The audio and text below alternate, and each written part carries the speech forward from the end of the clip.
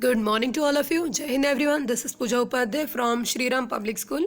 So let's start with today's topic. Today lecture we are going to see the business activities that is divided into two portion, industry and the commerce. अब हम business activity मतलब तो आपको पता ही है, फिर भी हम एक बार रिवाइज कर लेते हैं. Business activity are those economic activity through which we earn the profit by selling, purchasing goods and service with the regular basis. ठीक, अब हम इसमें देखेंगे कौन से दो एक्टिविटीज़ इन्वॉल्व है. First one is your industry, the second one is your commerce. Industry इसमें तीन पोर्शन है. First one is your primary, secondary and tertiary. ये आप लोगों ने बहुत पहले भी बहुत बार पढ़ा है. प्राइमरी इंडस्ट्री यानी agriculture industry, of course it is right. Second industries यानी those industry those who engage in production activity like factories and all. Tertiary industry is the most important today's because as a trend change now in our economic there is a lot of contribution made by the tertiary as compared to primary. ठीक है, tertiary industry में हम लोग क्या देखते हैं, service sector. ठीक है, जैसे बैंकिंग, इंश्योरेंस, ट्रांसपोर्ट, कम्युनिकेशन, इनका कंट्रीब्यूशन. प्रोफेशनल सर्विस हो गए. ठीक है, ये इंडस्ट्रीज़ के बारे में हम आपको नेक्स्ट लेक्चर में बताएंगे. Today we are going to start with the commerce. Commerce में दो पोर्शन है. First one is your trade and the second one your aids to trade. क्या है, ट्रेड और एड्स टू ट्रेड. ट्रेड यानी कि buying and selling of the goods and service.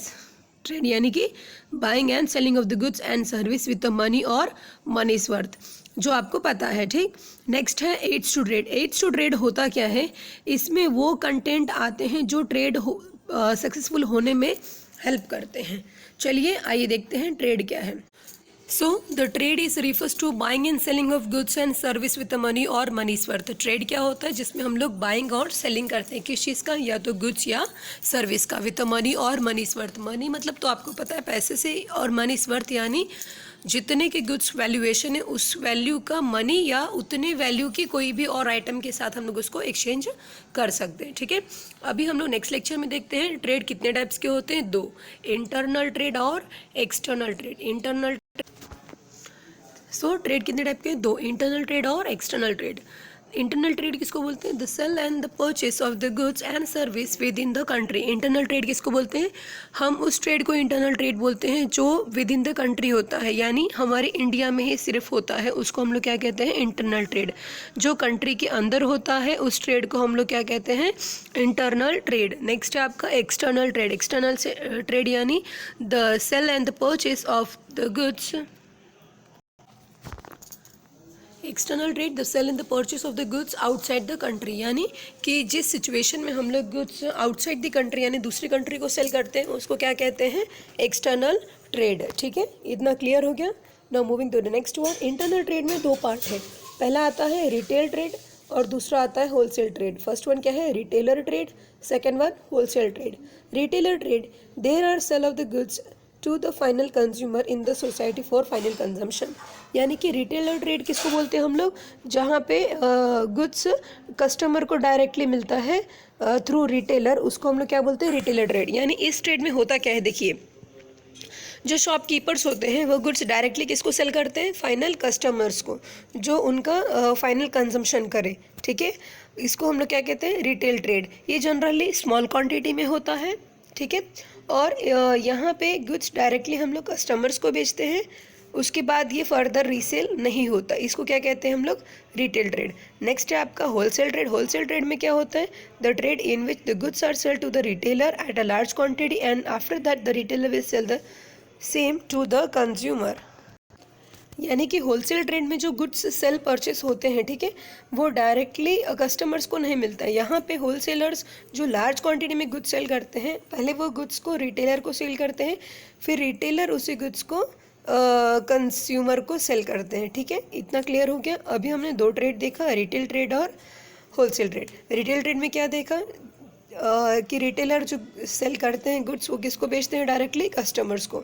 यानी कि जहाँ से हम और आप फाइनल कंजम्पशन के लिए गुड्स खरीदते हैं उसी जगह को हम लोग रिटेल ट्रेड कहते हैं. ठीक है, नेक्स्ट है आपका होलसेल ट्रेड. होलसेल ट्रेड में क्या होता है, होलसेल ट्रेडर जो होता है वो रिटेल ट्रेडर को गुड्स बेचता है एट अ लार्ज क्वान्टिटी में. ठीक है, इतना क्लियर हुआ. नेक्स्ट है आपका इंटरनेशनल ट्रेड. इंटरनेशनल ट्रेड में 3 है, इंपोर्ट ट्रेड, एक्सपोर्ट ट्रेड और इंटरपोर्ट ट्रेड। इंपोर्ट ट्रेड किसको बोलते हैं? जहाँ पे हम लोग गुड्स परचेस करते हैं फ्रॉम अदर कंट्री, उसको हम लोग क्या बोलते हैं? Import trade. इंपोर्ट ट्रेड किसको बोलते हैं? जहाँ पे हम लोग गुड्स क्या करते हैं? किसी दूसरी कंट्री से परचेस करते हैं। जैसे हम लोग अपने कंट्री में मोस्टली किस कंट्री के साथ गुड्स परचेस करते हैं? चाइना, ठीक है। आप लोग ने देखा होगा कई चाइना प्रोडक्ट हम लोग खरीदते हैं, ठीक है। तो वो क्या है? हमारा इंपोर्ट है। जब हम किसी और कंट्री से गुड्स परचेस करते हैं तो उसको हम लोग क्या कहते हैं? इंपोर्ट ट्रेड, ठीक है। नेक्स्ट है आपका एक्सपोर्ट ट्रेड। एक्सपोर्ट में क्या होता है? Sale of the goods to the other country. Simple है, जब हम लोग अपने यहाँ से गुड्स किसी दूसरी कंट्री में सेल करते हैं तो उस ट्रेड को हम लोग क्या कहते हैं? Export trade. क्या कहते हैं? Export trade. लेकिन कभी कभी होता क्या है पता है? हम लोग है ना, कुछ ऐसे गुड्स हैं जो हमारे कंट्री में अवेलेबल नहीं होती, फिर भी हम किसी और कंट्री को सेल करते हैं, ठीक है। सो पहली बात तो ये करते क्यों हैं? प्रॉफिट अर्न करने के लिए। तो इस सिचुएशन में हम करते क्या है? हम लोग एक कंट्री से गुड्स खरीदते हैं, फिर उसी गुड्स को हम लोग किसी और कंट्री को सेल कर देते हैं, ठीक है। तो ऐसे ट्रेड को ना ही इंपोर्ट कहते हैं ना ही एक्सपोर्ट कहते हैं। ऐसे ट्रेड को हम लोग क्या कहते हैं? इंटरपोर्ट। क्या कहते हैं? इंटरपोर्ट। जिस सिचुएशन में हम लोग गुड्स खरीदते भी दूसरी कंट्री से हैं और सेल भी दूसरी कंट्री को करते हैं। फॉर एग्जाम्पल, मान लीजिए आपने गुड्स खरीदा जर्मनी से और वही गुड्स आपने बेच दिया जापान को, ठीक है। तो इसको हम लोग क्या कहते हैं? Interport trade. क्लियर हो गया? Next, this is a important topic, aids to trade. Aids to trade का मतलब होता है वो सारी फैसिलिटीज़ जिसके बदौलत ट्रेड या कोई भी बिजनेस ऑर्गेनाइजेशन रन होता है। फर्स्ट है ट्रांसपोर्ट। एज यू नो, चाहे रिटेल ट्रेड हो, चाहे होलसेल ट्रेड हो, या इंटरनेशनल ट्रेड हो या इंटरनल ट्रेड हो, कोई भी ट्रेड बगैर एड्स टू ट्रेड के पॉसिबल नहीं है। जैसे ट्रांसपोर्टेशन, जब तक ट्रांसपोर्टेशन फैसिलिटी अवेलेबल नहीं होगी तब तक गुड्स एक जगह से दूसरे जगह पे मूवमेंट नहीं होंगी और तब तक हमारा ऑर्गेनाइजेशन का जो ट्रेडिंग एक्टिविटी वो फुलफिल नहीं हो पाएगा। इसके लिए हम लोगों के लिए ट्रांसपोर्टेशन बहुत इंपॉर्टेंट होता है। विदाउट ट्रांसपोर्टेशन कस्टमर्स के पास गुड्स पहुंच ही नहीं सकते हैं, ना ही कोई बिजनेस ऑर्गेनाइजेशन गुड्स सेल कर सकता है, ठीक है। नेक्स्ट है कम्युनिकेशन। कम्युनिकेशंस मतलब बातचीत होता है, एज यू नो। लेकिन मान लीजिए आप कोई गुड्स खरीद रहे हैं, ठीक है। आप जिस पर्टिकुलर सिटीज़ में रहते हैं उस सिटी में वो गुड्स अवेलेबल ही नहीं है, किसी और जगह से आपको वो गुड्स मंगाना है। तो is it possible, do you think कि बिना कम्युनिकेशंस के वो गुड्स आपको मिल सकता है? नहीं, राइट। उसके लिए कम्युनिकेशन रिक्वायर्ड है। अब कम्युनिकेशन के लिए मतलब ये तो नहीं कि आप वहाँ पर जाकर उनसे बातचीत करेंगे, राइट। कम्युनिकेशन में भी अलग अलग फैसिलिटीज़ है, जैसे ईमेल हो गया, ठीक है, व्हाट्सअप हो गया, फ़ोन हो गए, मैसेंजर्स हो गए। ये अलग अलग कंपोनेंट है कम्युनिकेशन की, जिसके थ्रू हम लोग क्या कर सकते हैं? गुड्स परचेस और सेल कर सकते हैं। और कम्युनिकेशंस के थ्रू ही कई बिजनेस ऑर्गेनाइजेशन अपने कस्टमर के साथ लिंक कर सकते हैं। क्लियर हुआ? नेक्स्ट है आपका banking. Banking important role play करता है यहाँ पे, क्योंकि बैंकिंग के बगैर बिजनेस ऑर्गेनाइजेशन बहुत ही टफ हो जाता है माय डियर। देखिए, होता क्या है, बिजनेस स्टार्ट करने के टाइम पे ही हमें पैसों की ज़रूरत होती है। At the starting only we need a finance, and that finance from where we get? Ma'am, जो सेविंग होगा वो यूज़ करेंगे, राइट। लेकिन मान लीजिए कि सेविंग सफिशिएंट नहीं है, तो इस केस में हम लोग क्या करते हैं? जनरली हम लोग किसी न किसी बैंक से या आउटसाइडर से लोन लेते हैं। मोस्ट ऑफ हम लोग बैंक से ही लोन रिफ़र करते हैं, सिक्योर होता है, ठीक है। तो बैंकिंग से जो हम लोग लोन्स लेते हैं, राइट। अब मान लीजिए बैंक ही नहीं होगा तो हमें लोन मिल पाएगा क्या? नहीं। पहला ये। दूसरा होता है, जो भी हम लोग ट्रांजैक्शन करते हैं, बिजनेस एक्टिविटी करते हैं, इसमें जो भी हमारा सरप्लस होता है, ठीक है, जो भी कैश हमारे पास आते हैं, पेमेंट्स हमारे पास आते हैं, उसको हम लोग फाइनली डिपॉजिट कहाँ पे करते हैं? सॉरी, बैंक में करते हैं, ठीक है। कभी कभी ऐसा होता है कि जब आप लोग कोई ट्रेडिंग एक्टिविटी करते हो फ्रॉम द फार अवे, किसी दूर के कस्टमर्स के साथ, तो उनका पेमेंट आपके बैंक में ही आता है through the NEFT, online payment, Google पे एक्सेट्रा। तो उस सिचुएशन में आपको कैश तो मिल नहीं रहा है, वो डायरेक्ट आपके बैंक में पे कर रहा है, ठीक है। अगर बैंक नहीं होता तो आप लोग बिजनेस कर पाते क्या? बिल्कुल नहीं।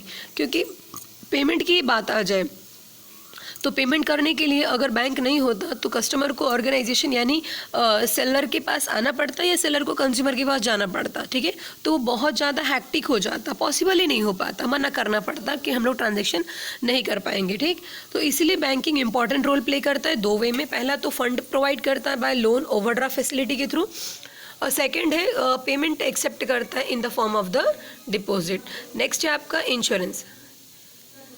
इंश्योरेंस में हम लोग क्या देखते हैं, ये भी एक इम्पॉर्टेंट रोल प्ले करता है। जैसे कंपनीज में मान लीजिए कोई भी लॉस होता है due to the natural causes, जैसे हमने ऑलरेडी बिजनेस रिस्क में पढ़ा है, ठीक है, तो उस रिस्क को कवर करने के लिए इंश्योरेंस की बहुत ज़रूरत होती है, ठीक है। नेक्स्ट है एडवर्टीजमेंट, ये इंपॉर्टेंट है। जैसे आप जो भी गुड्स और सर्विस सेल कर रहे हैं या प्रोडक्शन कर रहे हैं, उसके बारे में कस्टमर को डिटेल इन्फॉर्मेशन कहाँ से पता चलेगी, थ्रू द एडवर्टीजमेंट। एडवर्टीजमेंट ही एक जरिया है जिसके थ्रू बिजनेस और कस्टमर दोनों के बीच में क्या होता है, लिंक होता है। तो 8th स्टूडेंट में हमने क्या क्या देखा, ट्रांसपोर्टेशन, कम्युनिकेशन, बैंकिंग, इंश्योरेंस और एडवर्टीजमेंट।